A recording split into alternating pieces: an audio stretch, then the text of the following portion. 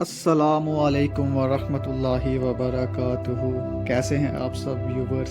स्वागत है आप सबका मेरे यूट्यूब चैनल अनडिस्प्यूटेड विक्ट्री में। व्यूवर्स, आज की कहानी बहुत दिलचस्प है। इसको सुनने के बाद मैं दावे के साथ कह सकता हूँ आपका जीने का नज़रिया और सोचने और समझने का नज़रिया बिल्कुल बदल जाएगा। ज़रा टाइम ना लेते हुए शुरू करते हैं। व्यूवर्स, आज की कहानी अफ्रीका के एक राजा और उसके दोस्त की है। लेकिन कहानी सुनने से पहले सब लोग गर्मा गर्म चाय का एक कप लो और चुस्कियां लेते हुए कहानी के मजे लो। एक वक्त की बात है, अफ्रीका के कॉन्टिनेंट में एक राजा हुआ करता था जिसका नाम था राजा हैदर। उसका एक शरारती दोस्त भी था जिसका नाम था अज्जू।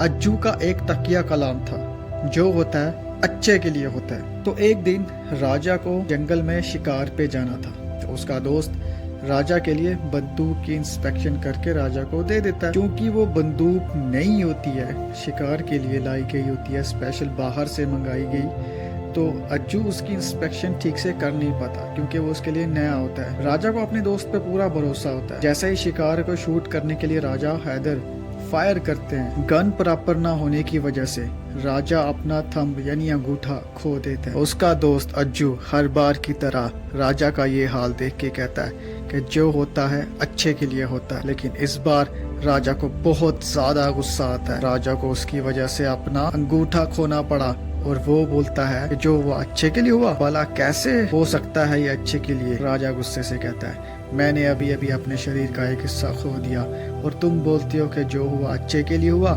इसके साथ ही राजा अपने सिपाहियों को हुक्म देकर उसे जेल भिजवा देता है। अब कुछ महीने बाद राजा फिर से शिकार के लिए जंगल में जाता है, लेकिन इस बार राजा को पकड़ लेते हैं कैनिबल्स। कैनिबल्स इंसानों का शिकार करते हैं और उन्हें फिर नाम नाम नाम करके खा जाते। लेकिन ये इतना आसान नहीं है, उन्हें पहले कुछ रिचुअल करने होते हैं, उसके बाद फिर इंसान गायब गायब यानी नाम नाम।